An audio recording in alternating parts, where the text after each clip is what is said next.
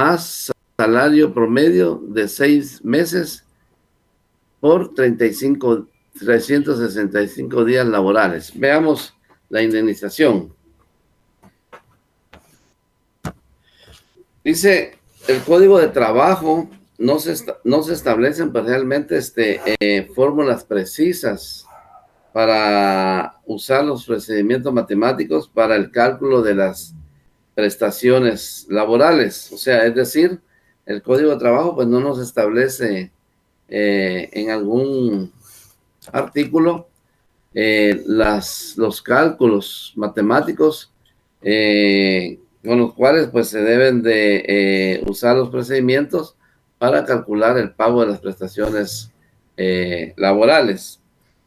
Entonces dice el Código de Trabajo no se establecen fórmulas precisas o procedimientos matemáticos para el cálculo de las prestaciones, como tampoco lo regulan en otras leyes.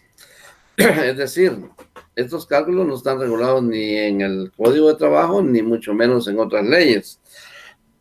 ¿Verdad? La normativa se limita a establecer los parámetros para las operaciones consiguientes. Así, el artículo 82 del Código de Trabajo indica que esta prestación debe comprender una indemnización por tiempo de servicio equivalente a un mes de salario por cada año de servicios continuos. O sea, lo que nos refiere el artículo 82 del Código de Trabajo es que el patrono o propietario de la empresa tiene que pagar una indemnización al trabajador, un salario por año laborado, ¿verdad? Es decir, yo trabajé un año, pues tengo derecho a que se me indemnice por un mes, ¿verdad? Si trabajo 10 años, pues un mes por salario, ¿verdad? Entonces, eso es lo que nos quiere decir el artículo 82 del Código de Trabajo. Y si quieren, pues lo vamos a ver. Artículo 82 del Código de Trabajo.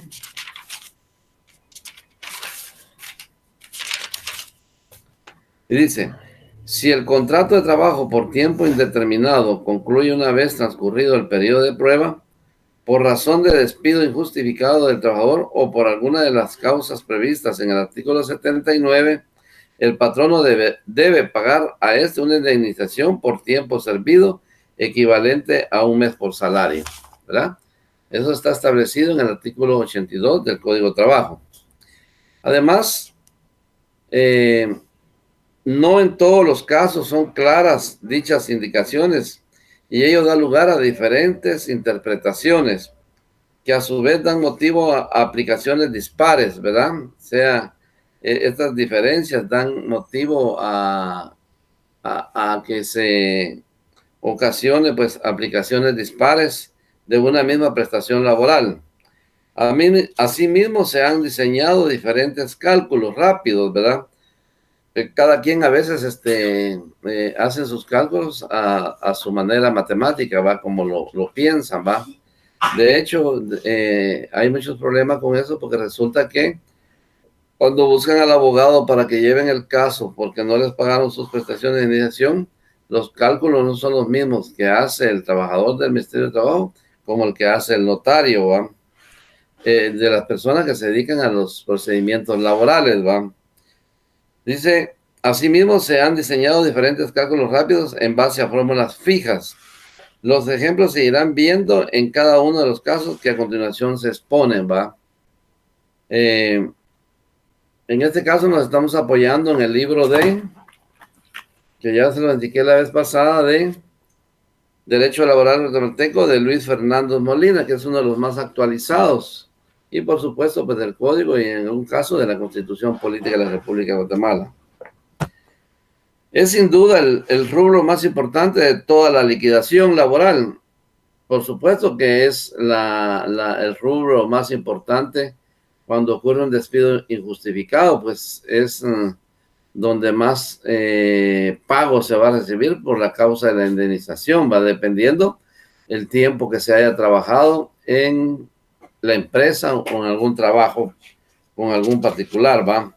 Y por eso dice aquí el señor Luis Fernández Molina que sin duda es el rubro más importante de toda la liquidación laboral. También es el más polémico, y es polémico porque el patrono siempre anda buscando no pagar la indemnización porque sale bastante onerosa, ¿va? Y siempre trata de evadir esta responsabilidad, ¿verdad? La base del cálculo se encuentra en el artículo 82 del Código de Trabajo, que establece esta obligación patronal cuando pone fin al contrato laboral sin causa justificada, ¿verdad? Cuando se pone fin al contrato laboral de trabajo sin causa justificada, pues el trabajador tiene derecho a que el patrono pues le pague una indemnización por el tiempo laborado en su empresa. Adicionalmente indica, dicen, 1. Su importe debe calcularse tomando como base el promedio de los salarios devengados por el trabajador durante los últimos 6 meses que tenga en vigencia el contrato laboral. Contenido esto en el artículo 82, es decir, que la indemnización se va a basar en el salario de los últimos 6 meses laborados, ¿verdad? Aunque anteriormente haya ganado un menos salario, pero hubo una oportunidad que le aumentaron, entonces se van a tomar en cuenta los salarios de los últimos 6 meses para el pago de la indemnización. Segundo, para el cómputo de todas las indemnizaciones o prestaciones que otorga el presente código, se extiende por salario completo el devengado durante las jornadas ordinarias y extraordinarias, artículo 93 del Código Laboral. Veamos qué dice el artículo 93 en este sentido. Dice, salvo lo dispuesto por el párrafo segundo del artículo anterior, el salario debe liquidarse completo en cada periodo de pago. Para este efecto, así como para el cómputo de todas las indemnizaciones o prestaciones que otorga el presente código, se entienda por salario completo el devengado durante las jornadas ordinarias y extraordinarias o el equivalente de las mismas en el caso del inciso B del artículo 88. Entonces, como podemos ver, pues en el artículo 93 pues, nos especifica que para el cómputo de todas las indemnizaciones o prestaciones que otorga el presente código se extiende por salario completo el devengado durante las jornadas ordinarias y extraordinarias, ¿verdad? Tercero, para los efectos del cómputo de servicios continuos se debe tomar en cuenta la fecha en que se había iniciado la relación de trabajo, cualquiera que ésta sea. En el mismo artículo 82 nos establece también esta situación que para los efectos del cómputo de servicios continuos se debe tomar en cuenta la fecha en que se había iniciado la relación laboral, ¿verdad? Se debe tomar en cuenta el día en que la persona empezó a tener la relación laboral y debe ser continua, ¿va? No deben de haber espacios, ¿va? Para que pudiera, para que la indemnización no pierda el valor del pago, ¿va? Que se le tiene que hacer al trabajador. Y cuarto, para el cálculo de la indemnización a que se refiere el artículo 82 del Código de Trabajo, se debe tomar en cuenta el monto del aguinaldo, del bono 14, devengado por el trabajador de que se trate, en la proporción correspondiente a 6 meses de servicio, artículo 9 del decreto 76-78, ley del aguinaldo, y decreto 64-92, ¿verdad? Esos son los decretos en donde está establecido el aguinaldo, ¿va? Dos son los elementos primarios a determinar. A, el salario promedio, ¿verdad? Y B, el tiempo de servicio. Esas dos situaciones son muy importantes para determinar el pago de la prestación de la indemnización. ¿Qué salario se tuvo al final de 6 meses? Y el tiempo de servicio. ¿Cuánto tiempo de servicio laboró el trabajador para sí mismo? Pues hacer el cálculo en cuanto al pago de su indemnización, ¿verdad? El salario promedio, como se indicará anteriormente, el salario promedio que matemáticamente sirve de base para el cálculo de la indemnización abarca los últimos 6 meses de actividades y comprende salario regular, por lo general mensual, horas extraordinarias, aguinaldo y bono 14, una 12ª parte para cada uno de estos dos rubros, o sea, para las horas extraordinarias y el aguinaldo, y cualquier otro beneficio cuantificable que se haya otorgado al trabajador no debe confundirse con las ventajas económicas que son beneficios no cuantificables. Y que estas, pues, y que por lo mismo se presumen de una manera general que son del orden del 30%. Estas son las ventajas económicas o beneficios económicos que no son cuantificables, pero que generalmente son del orden del 30%. Porcentaje que se adiciona a lo que resulte de multiplicar el promedio por los años laborados.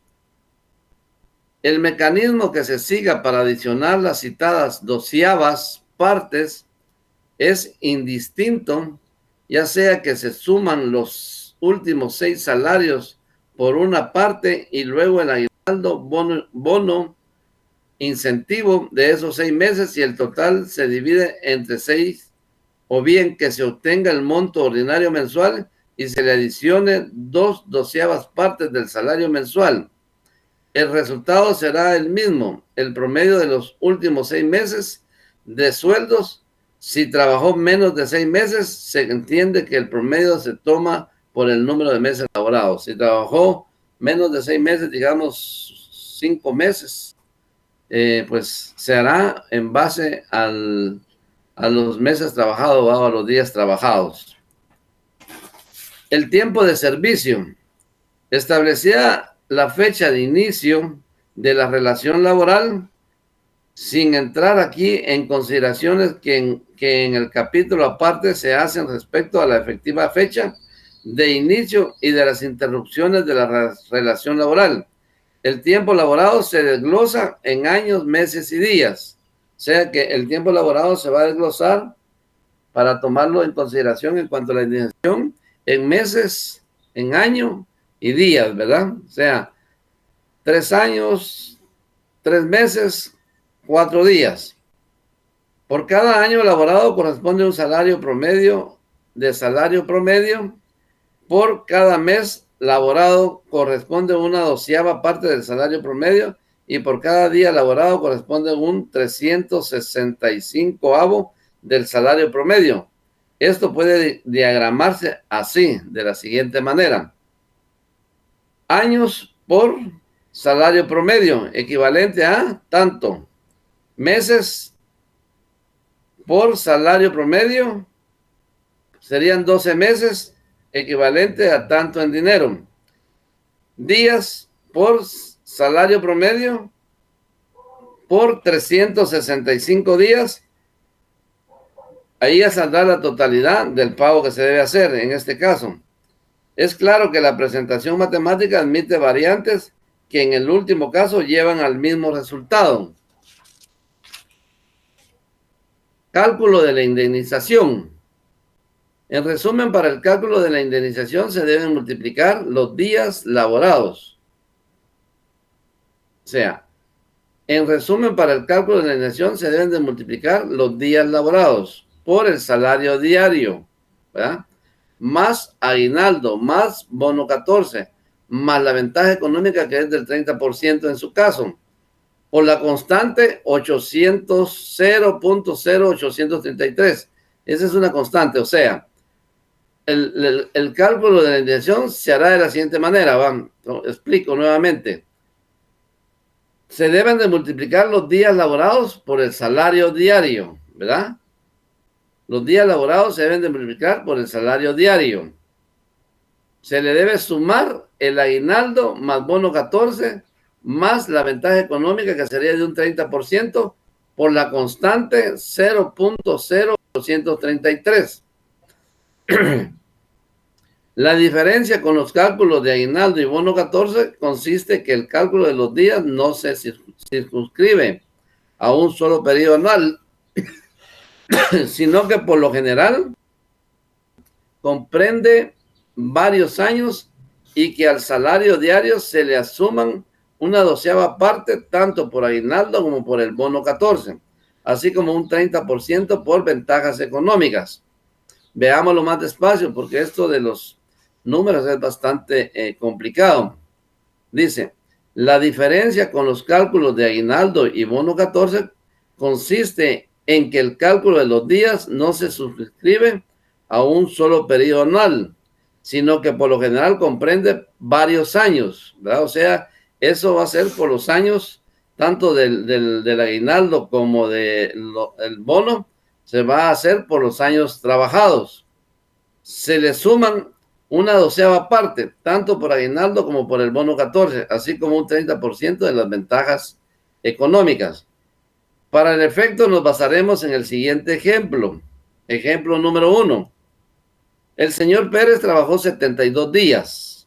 Dijimos que estos 72 días se sumaban, anteriormente dijimos, se deben, dice, en resumen, para el cálculo de la liquidación se deben multiplicar los días laborados por el salario diario. Entonces quiere decir que él trabajó 72 días en la empresa XYSA con un salario de 80 quetzales. Y por X o Y motivo, circunstancias, se le debe indemnizar. O sea que probablemente se le despidió justificadamente, ¿va? O injustificadamente, es decir, ¿verdad? El señor Pérez trabajó 72 días, ¿va? ¿Qué dijimos en la parte de arriba? Que se debe multiplicar los días laborados por el salario que devenga, ¿va? Entonces, si el señor Pérez trabajó 72 días en la empresa ganando un salario de 80 y por X o Y razón o circunstancias se le debe indemnizar, ya sea que lo despidieron. Bueno, 72 días por 80, que sería el salario, más 6.67 del aguinaldo, ¿verdad? Que sería la doceava parte de lo que le correspondería como aguinaldo. Dice 72 por 80 más 6.67 más 6.67 del bono 14 más la ventaja económica que sería 24 por la constante que sería 0.0833 y ya operando saldría esto: 72 por 80 quetzales igual 5.760. 5.760 más punto 67 más punto 67 más 24 de la ventaja económica nos da un resultado de 5.797.34. Estos 5.794.34 por 0.0833, que es la variante, la constante, quiero decir, nos va a dar un resultado de 482.92. Entonces, se tiene que el señor Pérez, en concepto de indemnización por 72 días laborados, le corresponderá recibir 482.92 por los 72 días laborados, ¿verdad? Esa será la indemnización a que tendrá derecho el señor Pérez por los 72 días laborados, que son 482.92. Ejemplo número 2, en cuanto a la indemnización. Y si por el contrario el señor Pérez hubiese laborado 3.250 días para la empresa XY con un salario diario de 80 quetzales, tendríamos días 3.250, salario diario 80 quetzales. O sea, dice días 3.250 por 80 quetzales diarios de salario, más 6.67 del aguinaldo del salario de 12 meses, más bono 14 salario de 12 meses, 6.67, más 24 de la ventaja económica, por 0 o por la constante 0.0833, y ya operando nos va a dar este resultado: 3.250 días multiplicado 80 más 37.34 por la constante 0.0833 nos da un total de 21.661.11 quetzales. Entonces, se tiene que el señor Pérez, en concepto de indemnización por haber laborado en la empresa XY SA de 3.250 días, deberá recibir por indemnización la cantidad de 21.661.11, ¿verdad? Muy bien, ahí estamos con lo que es la indemnización, ¿verdad? Y estamos con las fórmulas dadas de qué forma se opera para sacar el promedio del pago de la indemnización, ¿va? Ahora veamos las vacaciones, que sería otra prestación laboral, ¿verdad? Ya dijimos que la indemnización la encontramos en el artículo 82 del Código Laboral. Ahora veamos las vacaciones y veamos un poco de la historia de las vacaciones, ¿va? Evolución histórica, dicen. La institución de las vacaciones dentro del contexto laboral constituye un claro ejemplo de la evolución que inspira y moviliza a esta rama del derecho.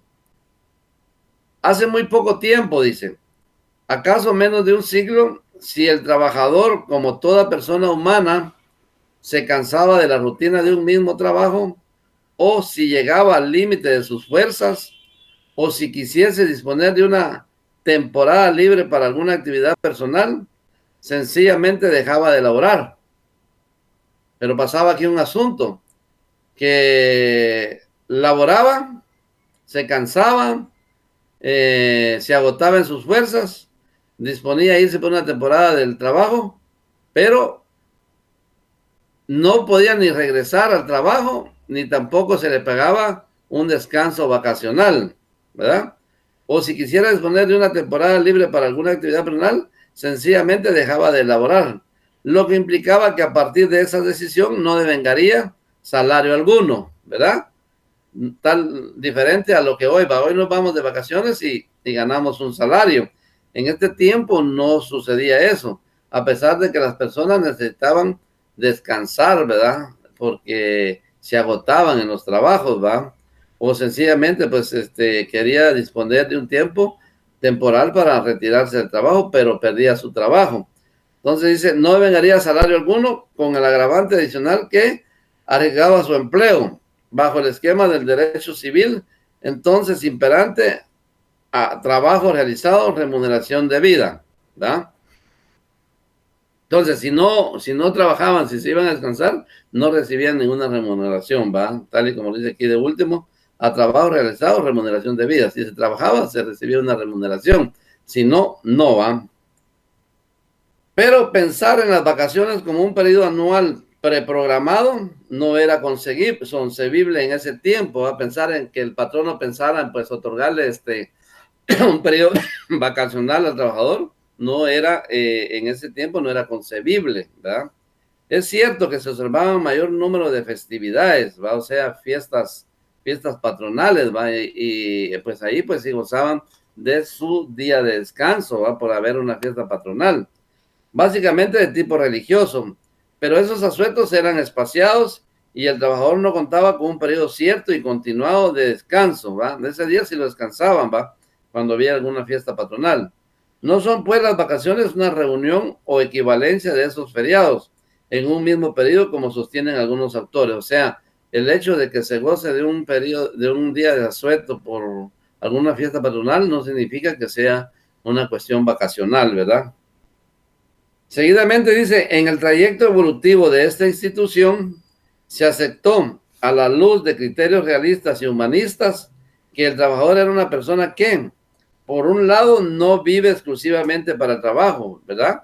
Y es cierto, uno no vive exclusivamente para el trabajo. Imagínense que solo pasáramos trabajando las 24 horas. Y por otra parte, la rutina, la monotonía de una misma actividad puede llegar a causar serios trastornos psicosomáticos, ¿va? Puede llegar a degradar a la persona, ¿va? El estar en una sola actividad, ¿va? De manera psicosomática, ¿va? Entonces, se aceptó que el trabajador necesitaba de un periodo regular de despliegue con el patrono. O sea que se consentía ese descanso, al término del cual el trabajador debía reintegrarse a sus actividades. O sea, sí se permitió en ese momento, o sea, llegaron al entendido de que el trabajador sí tenía la necesidad de un descanso, pero únicamente se iba al descanso y regresaba a su trabajo, no lo perdía, pero tampoco era pagado el tiempo que se iba por ese descanso, ¿va? Se aseguraba al trabajador que después del descanso su trabajo le esperaba y era asimismo garantía para el patrono que el trabajador volvería a sus labores. O sea, el patrono estaba asegurado de que el trabajador volvía a sus labores, ¿va? Pero prácticamente no era más que una licencia sin goce de salario, lo que les decía, ¿va? Está bien, andate a descansar unos días, ¿va? Pero no lo pagaba el patrono. Entonces, sí, el patrono tenía asegurado que el trabajador por la misma necesidad regresaba a su trabajo, ¿va? Pero ese tiempo de descanso no recibía ningún pago, ¿va? Ya que si bien se admitía la vacación como una suspensión de la obligación de prestar el servicio, ese tiempo de vacación no se remuneraba y por no estar su práctica regulada en textos legales, su implementación difería aún en las mismas regiones y países, ¿va? O sea, por no estar contenida en una ley, ¿va? Por escrito, pues se hacía lo que ya les manifesté, ¿va? Se les daba un descanso, pero no había remuneración, ¿verdad? Y dice, no fue si hasta principios de este siglo que los trabajadores empezaron a gozar de un periodo anual con goce de salario. Existe un antecedente aislado en el Reino Unido que data de 1872. Se empezó a desarrollar al término de la Primera Guerra Mundial, salvo en Austria, Imperio Austrohúngaro, donde se implementó en 1910, posteriormente Brasil, en 1920 Rusia, en 1921 Italia, en 1927 en México, en 1931 Francia, en 1936 Argentina, en 1945 Guatemala. Miren hasta cuándo nosotros venimos a gozar de un periodo anual de vacaciones, va hasta 1945, ¿va? Guatemala en 1945. Al analizar este fenómeno, volvemos a insistir en el carácter evolutivo del derecho laboral, ya que debemos pensar que con anterioridad a las citadas fechas, de por sí recientes, las hoy ampliamente extendidas, vacaciones remuneradas no se conocían en los respectivos países como una norma legal. O sea, hasta este momento fue cuando ya se dieron las normas legales en los países ya referidos, ¿va? Anteriormente no se conocían esas normas, ¿va? Por eso mismo, pues no se disfrutaba de un periodo vacacional. Definición, dice, según el diccionario de la Real Académica, dice, descanso, hablando de las vacaciones, ¿va? Descanso temporal de una actividad habitual, principalmente del trabajo remunerado. Tiempo que dura la cesación del trabajo, o sea que las vacaciones es un descanso temporal, o sea, trabajamos un año, nos dan nuestro periodo de vacaciones, 15 días, dependiendo, ¿va? 15 días de la actividad principal del trabajo remunerado, ¿verdad? Ya es remunerado, nos vamos de vacaciones y el patrono tiene la obligación de pagarnos el salario por las vacaciones o también tiempo que dura la cesación del trabajo. Cesa el trabajo en el momento que se va de vacaciones, ¿verdad? Entonces, ya la Real Académica pues, lo define de esta manera, las vacaciones, ¿va? Dice que la OIT señala que por vacaciones anuales retribuidas se entiende un número previamente de jornadas consecutivas fuera de los días festivos, días de enfermedad y convalecencia. Estos no serán tomados en cuenta que están dentro de las vacaciones, ¿va? Los días festivos, los días de enfermedad y convalecencia, ¿va? No podrá decir el patrono, bueno, te vamos a descontar el día que te enfermaste, ¿va? Durante los cuales cada año, llenando el trabajador ciertas condiciones de servicio, interrumpe el trabajo y continúa percibiendo su remuneración, ¿va? Por el periodo vacacional, pues interrumpe el trabajo y se va a descansar con el derecho de una remuneración. Vacación es léxico común, es un periodo de descanso. Vacación anual remunerada es un periodo de descanso que se remunera como si se hubiera trabajado. O sea, nos vamos del descanso vacacional y nosotros tenemos derecho al pago a nuestro salario en ese día, en esas fechas de descanso por motivo de nuestras vacaciones, ¿verdad? Después, una liberación temporaria del trabajo con la obligación de estar a disposición del empresario, quien debe pagarle el tiempo como si lo hubieras laborado. O sea, el patrono tiene el deber de pagar por el derecho de vacaciones al trabajador que fue a gozar de su periodo vacacional. Es en sí una suspensión del contrato de trabajo, aunque no encaja claramente dentro de esa otra figura laboral, ¿va? Queda claramente marcada la separación de las instituciones laborales con los principios civiles, ya que el trabajador no está laborando y el empleador le tiene que pagar ese periodo de tiempo. No hay pues una contraprestación inmediata, aunque se explica como una derivación del mismo contrato de trabajo. Fundamento, ¿eh? El fundamento de las vacaciones anuales remuneradas es sabido e indiscutible, debiéndose considerar en su doble aspecto: descanso, liberación para el trabajador de su obligación de trabajar para reponer fuerzas físicas y mentales, lograr un cambio de ambiente o de la rutina diaria, a veces enajenante, para que el trabajador pueda ocuparse de actividades personales necesarias o distraerse, esparcimiento, salud psicofísica, ¿verdad? En ese caso, pues para eso le serviría al trabajador el otorgarle sus vacaciones, ¿va? Y dos, remuneradas, como complemento, dice, de lo anterior, o sea, a la liberación que tiene el trabajador en cuanto a sus vacaciones, como complemento de lo anterior, ya que para que el trabajador pueda realmente descansar, necesita mantener por lo menos el mismo nivel de ingresos que cuando efectivamente laboraba, ¿va? Entonces, por eso mismo es que hoy en día, pues las vacaciones se pagan para que el trabajador pues pueda seguir viviendo de forma bien en su hogar, ¿va? Llevando el sustento diario a su casa, ¿va? Caso contrario, el trabajador consideraría ese periodo como una pérdida de tiempo y por lo mismo de ingreso. O sea, al no pagarle las vacaciones, pues quizás ni se pedirían, preferiría yo seguir trabajando, ¿va? Si no voy a tener una compensación, ¿va? Un pago, ¿va? Cuando estoy gozando mi periodo de trabajo. Lo que originaría para el trabajador una angustia, ya que ha de preocuparse por procurar su sustento de él y de su familia. De esa forma se desnaturalizaría el fundamento mismo de esta institución, o sea, la institución de las vacaciones, al no ser pagadas, para que el trabajador pueda tener un complemento, o sea, un pago por el derecho a sus vacaciones, ¿va? Cabe agregar que a la sombra de las vacaciones ha ido creciendo con mucho auge la llamada industria sin chimeneas. Esto es la industria turística, que se nutre con las cantidades de turísticas que en países industrializados, sobre todo, no son más que trabajadores en goce de su periodo vacacional. O sea, muchas veces el trabajador no se va a descansar. Sencillamente el trabajador aprovecha su periodo vacacional para agenciarse de más fondos. No obstante que se le va a pagar sus vacaciones, el trabajador pues busca el medio cómo volver a trabajar, y uno de esos casos pues es el turismo, ¿va?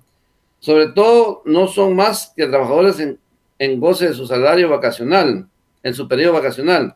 Asimismo, en algunos lugares son los mismos sindicatos u organizaciones sindicales los que promueven el turismo sindical, ¿verdad?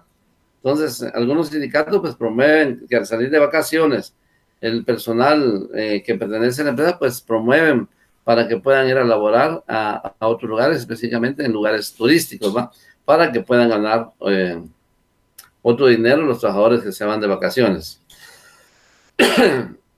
Este doble aspecto de las vacaciones conlleva una contrapartida. Dice: por el descanso, el trabajador tiene la obligación de descansar. Supuestamente, cuando se le da el descanso al trabajador por parte del patrón o de la empresa, se supone que va a ir a descansar, a recuperar sus energías, ¿va? Ese descanso no se planea solo en interés suyo, sino que también en interés del patrono. Lógicamente, el patrono quiere que el trabajador llegue con fuerzas físicas, ¿va? Que mentalmente llegue también con otra mentalidad, ¿va? Entonces, al patrono también le interesa que al irse a descansar el trabajador, pues que regrese con nuevos auges de trabajo, ¿va?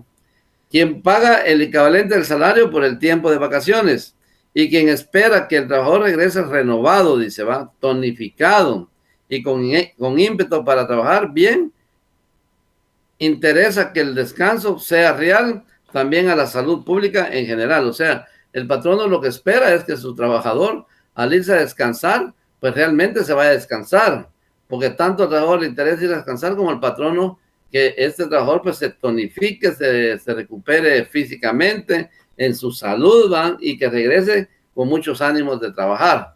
Pero muchas veces, por lo que dijimos anteriormente, ¿va?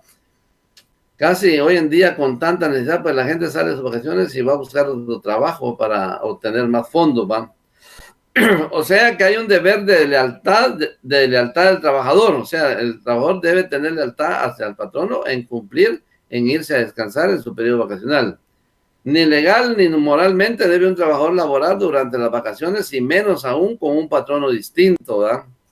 En algunas legislaciones puede considerarse ese hecho como una violación al deber de fidelidad al patrono y por lo mismo configurar una causal de despido justo, fijándose en algunos casos la obligación de retribuir al patrono la remuneración correspondiente a las vacaciones. O sea, podría ser sujeto de una legislación el motivo de que una persona pues sale de vacaciones, pero esta persona decide trabajar, entonces como que está siendo desleal con el patrono, entonces pues podría ser una causal de despido, ¿va? Aquí no se da, ¿va? Y pues sería una causal también de devolver la remuneración por el pago de vacaciones al patrono, ¿va? Casi todos los textos legales insisten en el carácter de irrenunciabilidad de las vacaciones. Quien las podría renunciar es el trabajador, o sea, el patrono no puede decirle o legalmente no es irrenunciable las vacaciones a las que tiene derecho un trabajador, ¿va? Quien las podría renunciar es el trabajador, y este lo haría solo a cambio de un beneficio que tuviera un mayor valor y que sería un ingreso adicional en monetario. O sea, si me toca mi periodo vacacional, pero yo gano 3,000 quetzales, pero me dice el patrono por la necesidad que tiene que me va a pagar la mitad del sueldo que devengo más, pues ahí ya sería que el trabajador convenga, acuerde con el patrono, pues a trabajar de esa manera, ¿va? Que sería un ingreso adicional en monetario, ¿va? Económico. Sin embargo, dice, aún en contra de una preferencia del trabajador, es claro que no se puede renunciar a ese derecho u obligación de descansar.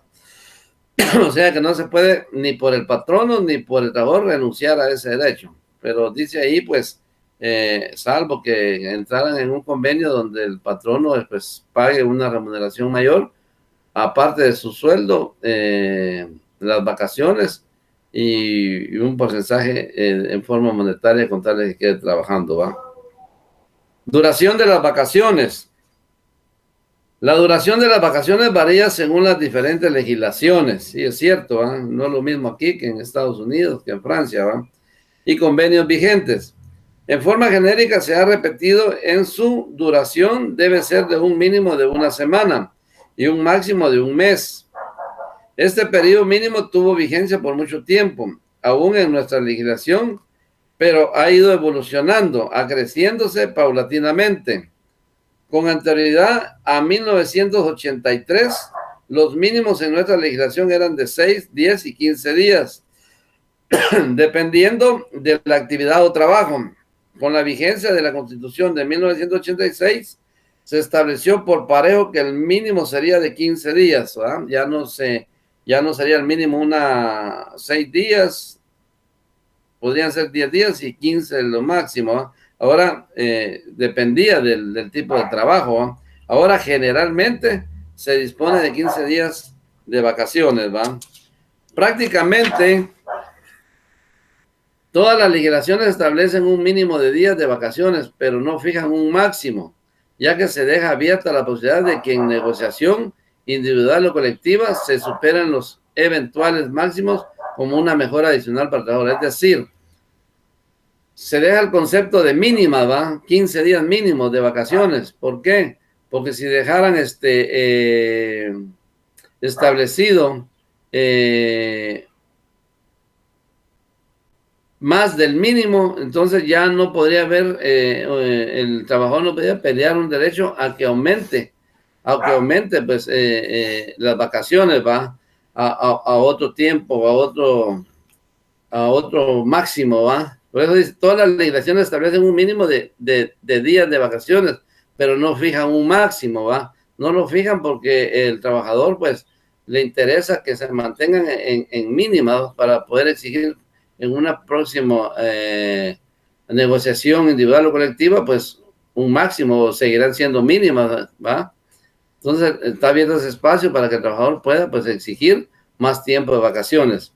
En casi todas las negociaciones colectivas se contemplan previsiones relativas a la superación del plazo de las vacaciones, como podrá observarse más adelante.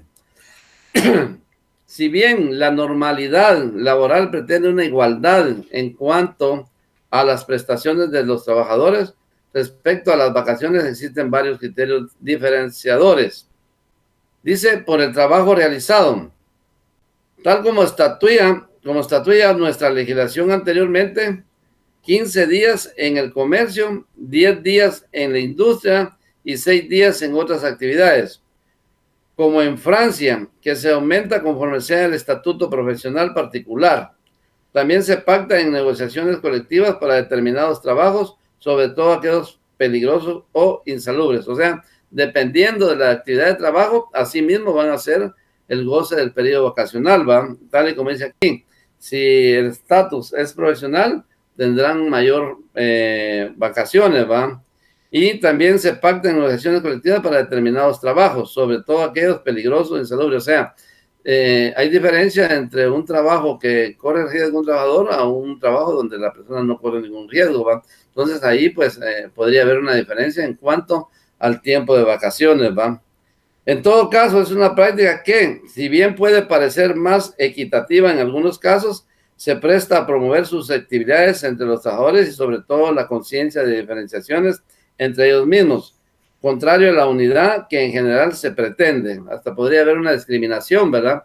Que unos pues tengan derecho a determinados días de vacaciones y otros más y otros menos. Entonces, como que no, ¿va? Entonces, por ello, dice, no es muy recomendable esa diferenciación, sobre todo a trabajadores en una misma empresa. No es el mismo caso de la antigüedad, en la que si bien existe diferenciación, cualquier trabajador puede tener mayor goce de vacaciones dependiendo de su respectiva antigüedad. Anteriormente se establecía que a trabajador más antiguo, más derecho a vacaciones, ¿verdad?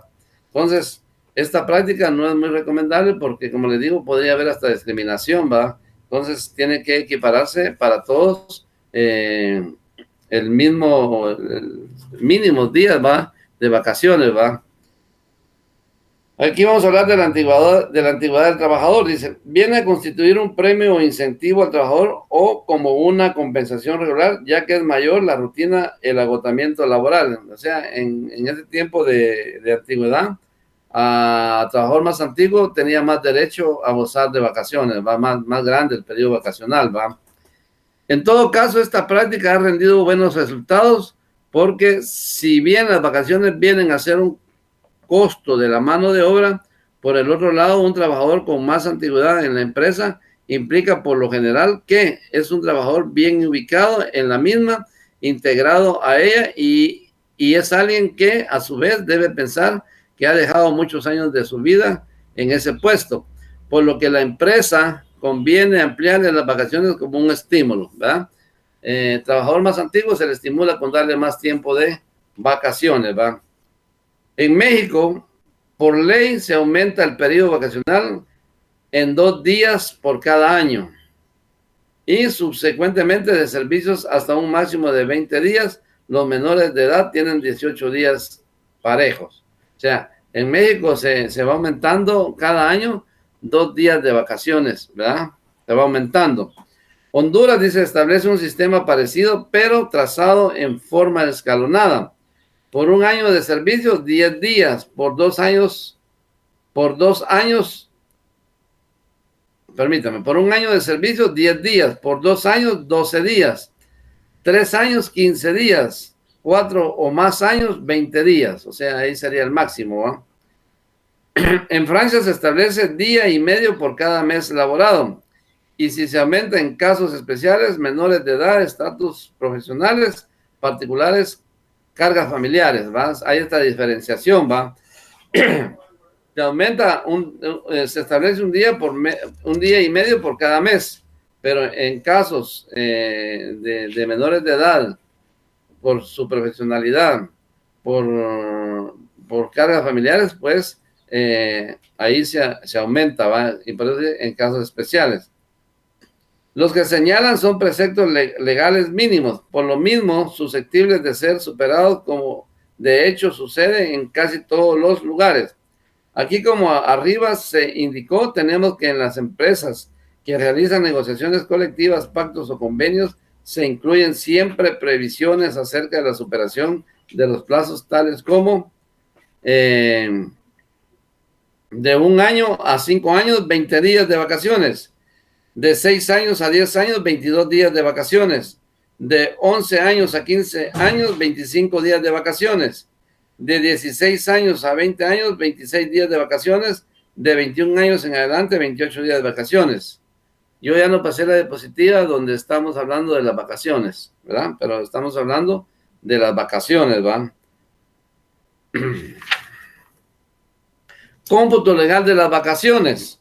El decreto 6492 del Congreso de la República confirma y despeja toda duda en el sentido de que los días fijados de vacaciones son 15 días hábiles.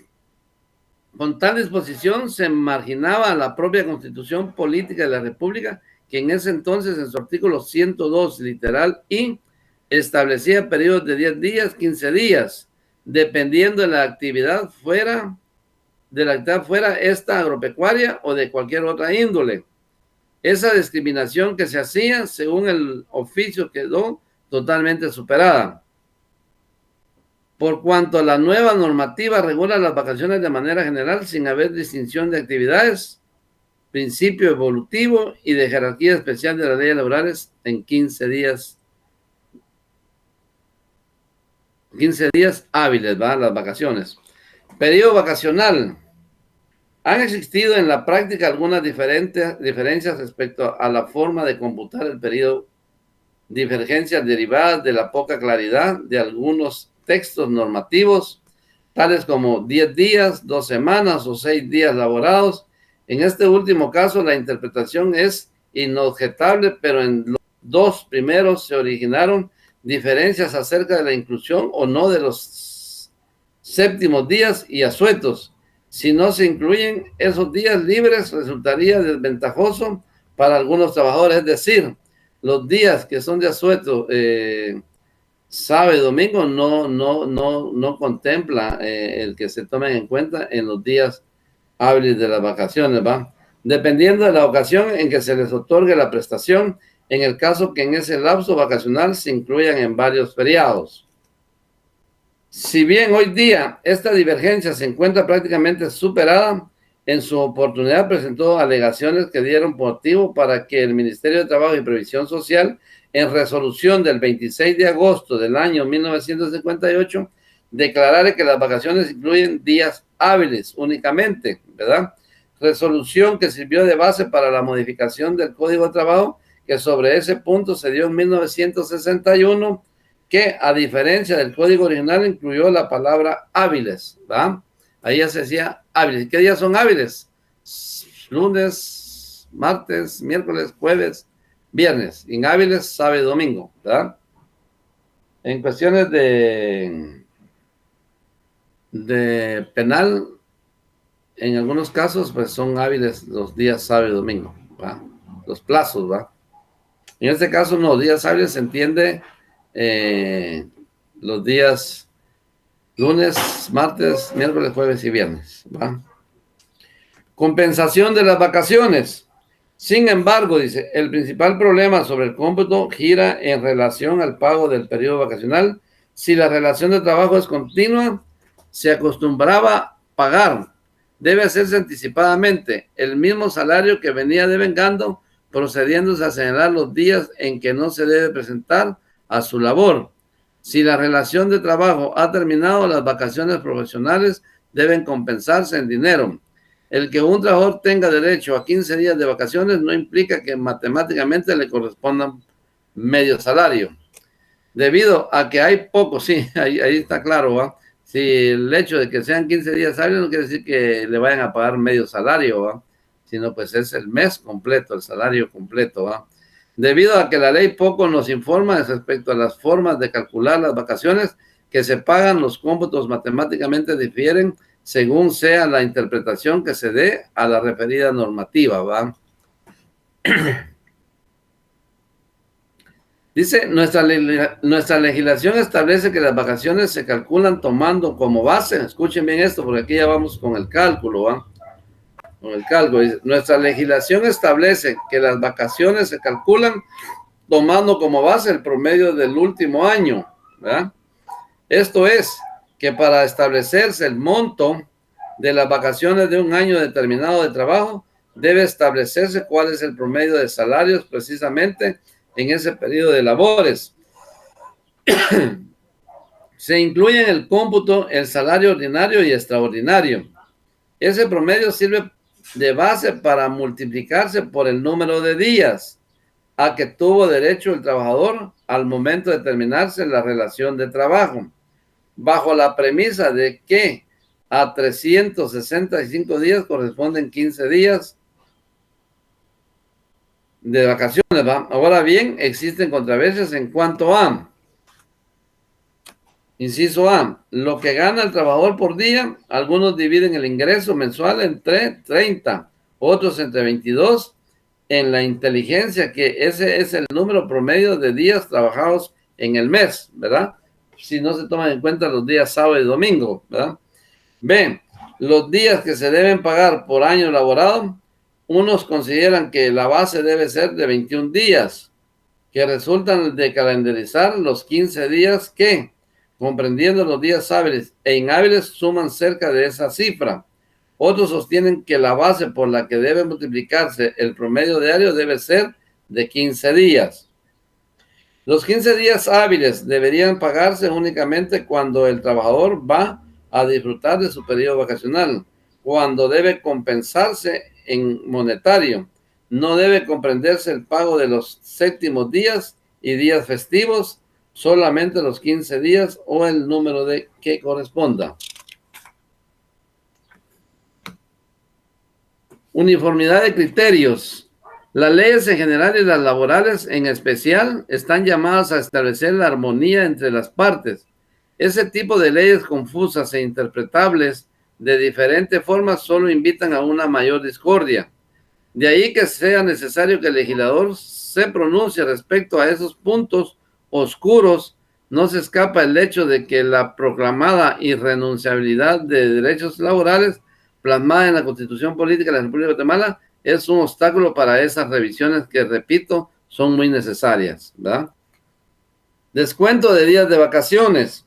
El periodo de vacaciones debe gozarse íntegramente. Por lo mismo, se prohíbe descontar cualquier permiso extraordinario o licencia que al trabajador se le haya concebido en el año laborado. Es decir, si yo pido permisos por X o Y motivo durante el año, no nos deben de descontar de nuestras vacaciones esos días, ¿verdad? A excepción a lo anterior, dice que esos días de inasistencia le hayan sido pagados al trabajador, o sea que no se le hubieran descontado en su oportunidad y siempre que no excedan de una tercera parte del periodo vacacional. En Guatemala, al igual que en Honduras, si el sueldo se estipula por 15 días, por quincena o por mes, no descuentan faltas injustificables en lo que exceda la tercera parte del periodo. O sea, si el periodo es de 15 días, en ningún caso se pueden descontar más de 5 días.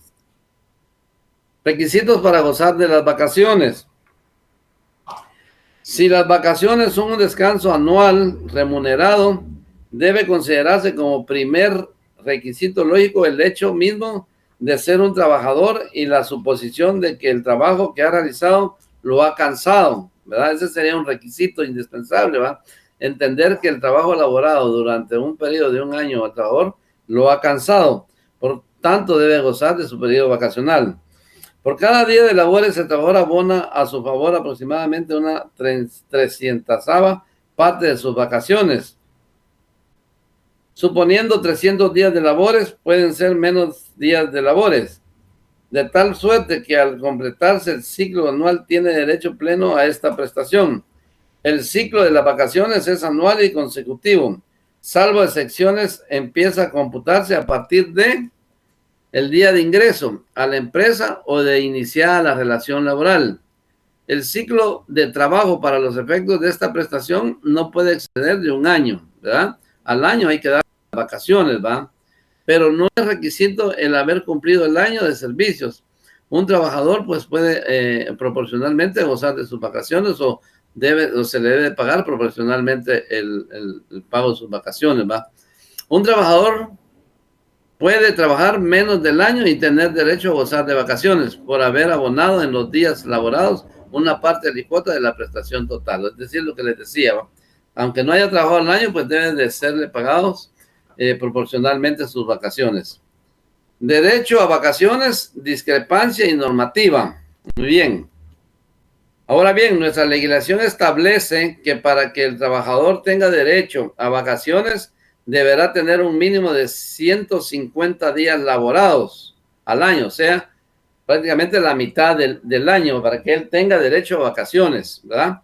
Si es menos de esos días, 152 días, pues no tendrá derecho a usar vacaciones.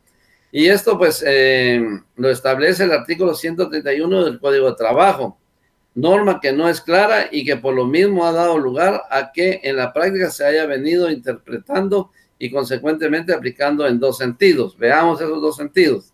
A, cuando un trabajador cumple un año de labores, pero por no ser un puesto permanente no trabaja todos los días de la semana y por lo mismo no llega a sumar los citados 150 días. B, cuando el puesto es permanente, pero que termina la relación de trabajo con cualquier empleado, aunque haya laborado todos los días, si éste no ha laborado los 150 días efectivos, digamos que solo laboró 90 días, no se le compensan las vacaciones dentro de las prestaciones finales. En el primer supuesto, o sea, en el inciso A, cuando el trabajador cumple un año de labores. En el primer supuesto tenemos, por ejemplo, a un jardinero o un contador que solo llega a trabajar 2 días a la semana. Si multiplicamos por 52 semanas, tenemos que sumó 104 días de labores, incluyendo los feriados que hubieran coincidido. Para los efectos de ese patrono, el trabajador descansa los otros 3 días laborales de la semana, por lo que no ha considerado el legislador tan necesaria la obligación de este patrono de otorgarle vacaciones. En el segundo supuesto, se considera que el trabajador, en lo que lleva de labores, no se ha cansado lo suficiente, imagínense, ¿va? Por no cumplirlos. No se ha cansado lo suficiente en ese trabajo como para merecer las vacaciones. No ha adquirido el derecho, como señala la legislación hondureña, sí, aunque hubiese laborado todos los días, solo trabajó 3 meses, sumó apenas unos 75 días, 3 por 25, 75 días. Es un criterio un poco parcial y de discutida aplicación, ya que se dan otros casos en que las vacaciones se pagan una vez se haya pasado el periodo de prueba, que no tiene aplicación con vacaciones, solo con indemnización, y en otros casos se paga la parte proporcional, aunque se haya elaborado pocos días. Pasan casos donde proporcionalmente, aunque no se hayan cumplido con estos requisitos de días, pues proporcionalmente pagan la indemnización y pagan también las vacaciones, ¿va? Ocasión de disfrute. Como en el ciclo de las vacaciones es anual, se completa al cumplirse el año de labores. Al año de iniciarse la relación de trabajo y así sucesivamente, es claro que el descanso debe sobrevenir en los próximos días y en ello coinciden las legislaciones laborales. Vacaciones coincidentes.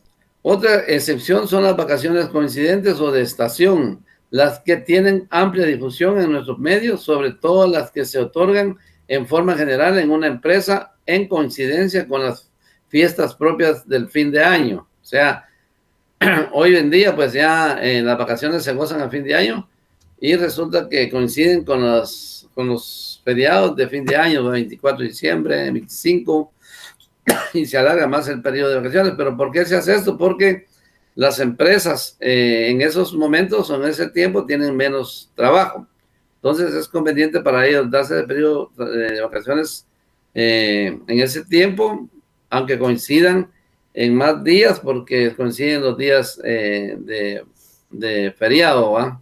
Pero a la empresa es de interés porque en esos días pues es cuando menos se trabaja en las empresas, ¿va? Prescripción del derecho a vacaciones. Como una mejora laboral, el decreto 6492 establece que el trabajador puede reclamar la compensación en efectivo de las vacaciones que se le hayan omitido correspondientes a los últimos 5 años. O sea, es decir, no le pagaron en 5 años sus vacaciones, tiene derecho a pedir la compensación de esos 5 años no pagados sus vacaciones o no de haber disfrutado sus vacaciones. Esta norma amplía el plazo de la prescripción de las vacaciones que, como cualquier otro derecho general del trabajador, prescribía a los 2 años. Por lo mismo, procede el reclamo de un trabajador ya no de los últimos 2 periodos, sino de que los últimos 5 periodos vacacionales, si no los hubiera gozado. O sea, antes prescribía esto a los 2 años, ¿va?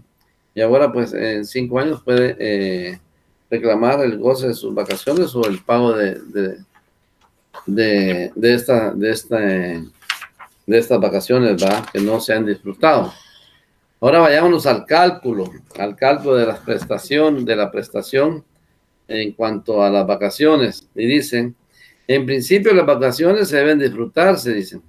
Esto indica, debe dejarse el trabajo y bajo ningún punto de vista puede compensarse en efectivo, ¿verdad? Ahora bien, cuando concluye una relación de trabajo, las vacaciones ya no se van a disfrutar, por lo que se debe pagar la parte del periodo anual que estaba laborando, ¿verdad? El Código de Trabajo no establece fórmulas precisas o procedimientos matemáticos para el cálculo de las prestaciones, como tampoco lo regulan otras leyes. La normativa se limita a establecer los parámetros para las operaciones consiguientes. Así, el artículo 134 señala que para calcular el salario que el trabajador debe recibir con motivo de sus vacaciones, debe tomarse el promedio de las remuneraciones ordinarias y extraordinarias devengadas por el último año, y así sucesivamente según sea la institución.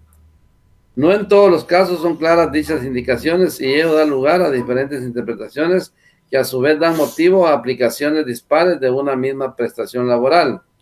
Para llegar al resultado final se deben realizar 2 operaciones y son las siguientes. 1, por el número de días que le corresponderían. 2, por lo que devengaría en un día, o sea, el salario, ¿no? Si en un periodo anual, dicen, completó 365 días, le hubiese correspondido 15 días de vacaciones, ¿verdad? Porque eso es lo que establece la ley, 15 días hábiles, ¿verdad? De vacaciones, que es el mínimo, ¿verdad? En un periodo menor le correspondería X, por ejemplo, en 5 meses, 2 días que elaboró, le correspondería o le corresponde ¿cuánto? Y aquí está la fórmula, ¿verdad? 365 días gozó 15 días de vacaciones mínimos. En 152 días, ¿cuántos días tendría derecho a gozar? Y aquí está la fórmula, ¿va? En el caso de los 152 días dice 52 días por 15 días igual 2.280 dividido 365 días nos da un total de 6.246 días. Entonces quiere decir que a este empleado en los 5 meses y 2 días le corresponderá gozar de 7 días de vacaciones, ¿verdad? En el caso de que la relación laboral se dé por terminada, el empleado deberá pagar las vacaciones. Ejemplo 2. El señor Jaime Godínez presta sus servicios como conserje en la empresa Las Gardenias S.A. Esto de los cálculos es bien bastante complicado. Ya les decía yo que cuando hacen el cálculo en el Ministerio de Trabajo es uno, y cuando el abogado que lleva el caso hace su propio cálculo, pues resulta ser otro. El señor Jaime Godínez presta sus servicios como conserje en la empresa Las Gardenias S.A. con un salario diario de 65 quetzales, y por razones ajenas a su buena voluntad fue despedido con un tiempo de servicio de 5 meses y 2 días. Entonces, 365, 15 días de vacaciones, 152 días. ¿A cuánto derecho tiene de vacaciones, va? Y solo es de hacer la cosa, 152 días por 15 días, nos da un total de 2.280. Multiplicado 365 nos da un resultado de 6.246 días. Dice, para obtener el valor en quetzales solo deberá multiplicarse el resultado anterior por el salario diario, así. 6.246 días por 65 quetzales diarios igual 405.99 centavos. Entonces, el señor Jaime Godínez, por concepto de vacaciones, durante los 5 meses y 2 días que laboró en las Gardenias S.A., deberá recibir un pago por vacaciones de 405.99 quetzales. El aguinaldo. Concepto. El aguinaldo también, si puedes pasar, el aguinaldo también conocido como sueldo anual complementario o decimotercer salario, es un pago que forma parte del salario que el patrono está obligado, vamos a pasar a la diapositiva donde está el aguinaldo. Ahí tenemos las vacaciones, aquí tendríamos el aguinaldo, muy bien. El aguinaldo, también conocido como sueldo anual complementario o decimotercer salario, es un pago que forma parte del salario que el patrono está obligado a dar al trabajador a cambio de su trabajo y que se hace efectivo a finales del año, ¿verdad? Su regulación se encuentra regulada la prestación del aguinaldo por medio del decreto número 76-78 del Congreso de la República, y dicho decreto fue derogado en 1634 del Congreso de la República, y a la vez superó en su oportunidad la norma constitucional entonces vigente en noviembre de 1978, pues el inciso 18 del artículo 114 de esa Constitución de 1965 establecía un aguinaldo del 50% del salario regular. El citado decreto 76-78 lo elevó al 100%, ¿verdad?, del salario regular. Y en la Constitución actual de 1985 contempla en el artículo 102, literal J, la prestación del aguinaldo con el mínimo citado del 100% del salario. Las disposiciones principales contenidas en el decreto 76-78 son: el aguinaldo corresponde al 100% del último salario. El cómputo del aguinaldo para todos los trabajadores se inicia el día 1 de diciembre y termina el 30 de noviembre del año siguiente. Si la relación de trabajo se interrumpe antes del 30 de noviembre, el patrono debe pagar la parte proporcional de aguinaldo, pues se entiende que el trabajador obtiene una parte porcentual cada mes laborado. El monto del aguinaldo está libre de los impuestos y descuentos aplicables al salario. El aguinaldo debe computarse como parte del promedio que sirve de base de la indemnización, o sea que el cálculo de la indemnización estará incompleto si no se ha incluido la parte del aguinaldo. Cálculo de esta prestación del aguinaldo. La ecuación dice: para el cálculo del aguinaldo deviene por sencilla por regla de 3 simples. Si en 365 días le hubiese correspondido al trabajador un salario de 2.000 quetzales, por tantos días le corresponderá tanto, ¿verdad? Entonces dice aquí 365 días. Ejemplo número 1 dice: si un trabajador con un salario de 1.000 quetzales mensuales deja de laborar el 5 de marzo, habrá venido acumulando un derecho a aguinaldo desde el 1 de diciembre pasado. Esto da 95 días, o sea que él laboró 95 días. Aplicando la regla de 3, Si hubiera laborado 365 días, le hubiera correspondido 1000 quetzales exactos. Como solo laboró 95 días, le corresponde X cantidad. Resolviendo, fecha de ingreso, 1 de diciembre, fecha de retiro, 5 de marzo. Quiere decir que laboró diciembre 31 días, enero 31 días, febrero 28 días, marzo 5 días. Hizo un total de 95 días. Aplicando la regla de 3, dice 365 días, equivalente a 1000 quetzales. Si trabajó 95 días, el resultado sería 95 por 1000, nos da 95,000, dividido 365 días, el pago de él en cuanto a esta prestación del aguinaldo será de 260.27, utilizando la regla de 3, ¿va? Si trabajando 365 días tenía un sueldo de 1000, pero trabajó solo 95 días, ¿a cuánto tiene derecho de pago si trabajó solo 95 días? Y cuando hacemos el cálculo, ¿va? 95 por 1000 nos da 95,000. Si lo dividimos 365 días, nos va a dar que el trabajador tiene derecho a aguinaldo de 260.27 quetzales. Como podrá observarse, a este trabajador, por haber laborado 95 días en esta empresa, le corresponde por aguinaldo la cantidad de 260.27. ¿verdad? En este caso sería esa la fórmula. El bono 14. El bono incentivo, cuyo nombre oficial y completo es bonificación anual para trabajadores del sector privado y público. Emergió por medio del decreto 42-92 del Congreso de la República del mes de julio de 1992. Se recuerdan que al principio que íbamos a ver las clases de prestaciones, su fundamento legal, ¿va? Y dice, y su forma de calcular este tipo de prestaciones para el pago, ¿va? En su momento, el bono incentivo vino a ser un premio de consolación o trueque de la llamada compensación económica por tiempo de servicio. Prestación laboral que consistía en el pago de un salario promedio por cada año de servicio prestados que debería pagarse independientemente de las causas de la terminación de la relación laboral. Venía a ser otra indemnización. La derogatoria de esa compensación fue impugnada en su oportunidad por sectores laborales por implicar la eliminación de una prestación laboral, pero dichas impugnaciones no prosperaban.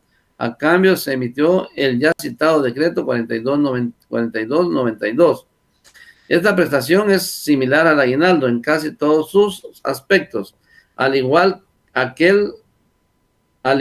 aquel no aparece consignada dentro del Código de Trabajo, o sea, no aparece también consignada algún cálculo matemático dentro del Código de Trabajo, sino que en una ley anexa, el monto de la prestación viene a ser el mismo, con la diferencia de que el bono 14 se señala que para determinar el monto de la prestación se tomará como base el promedio de los sueldos o salarios ordinarios devengados por el trabajador en el año del cual termina en el mes de junio de cada año.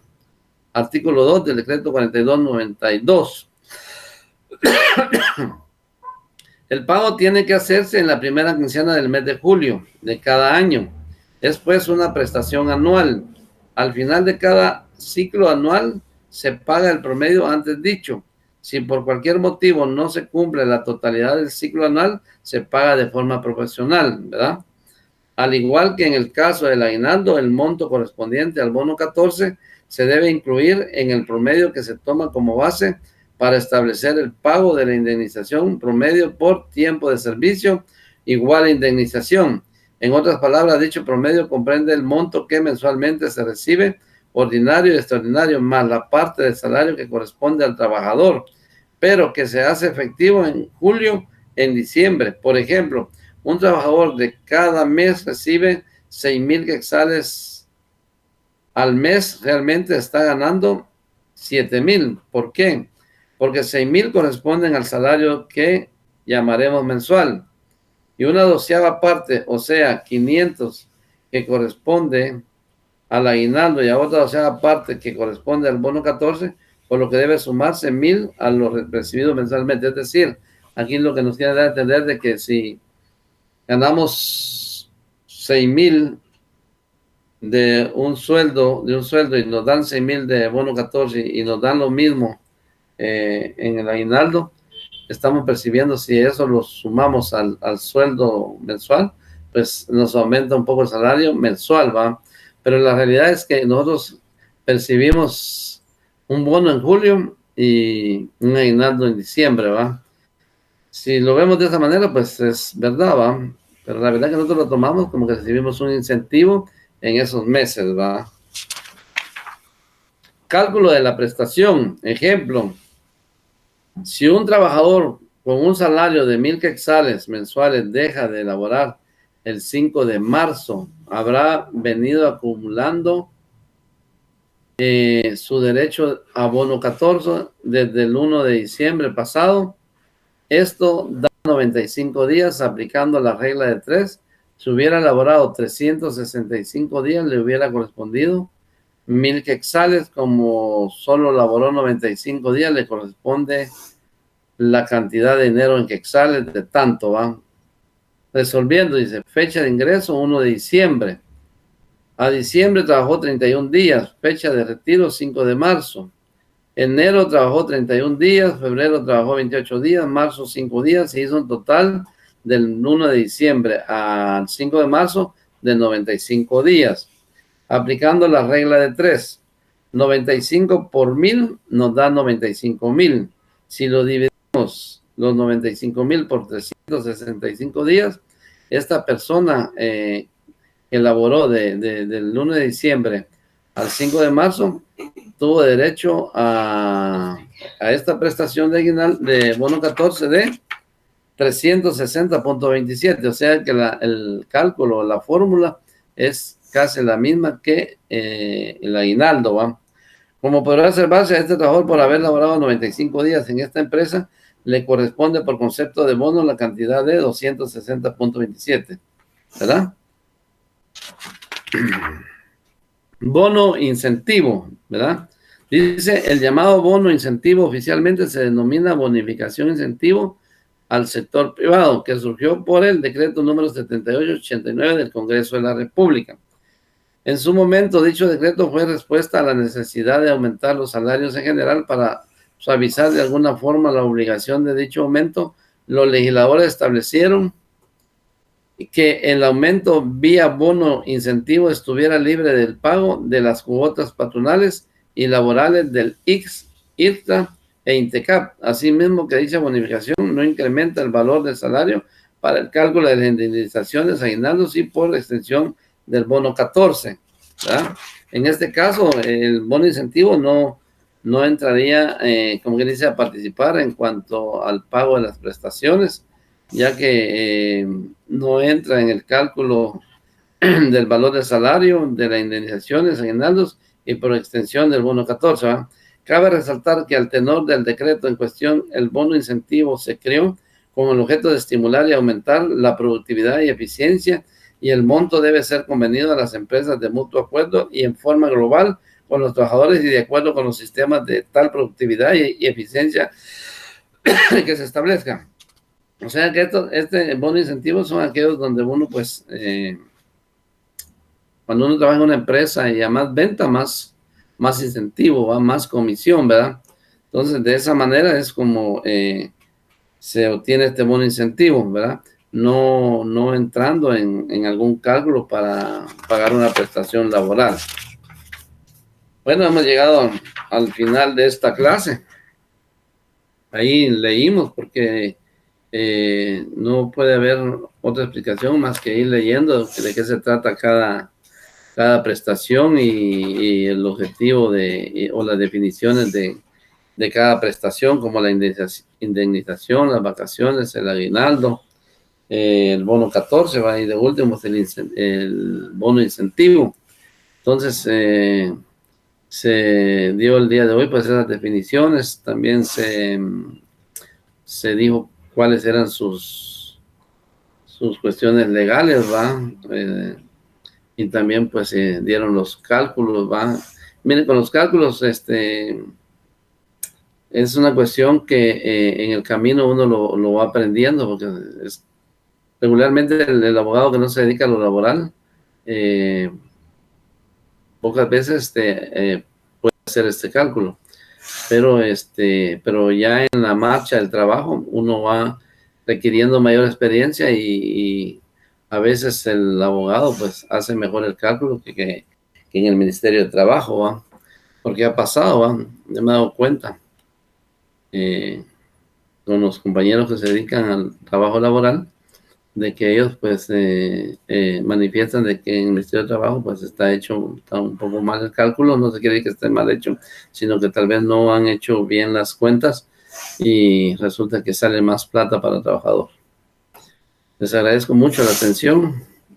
Nos vemos la próxima semana. Muchas gracias.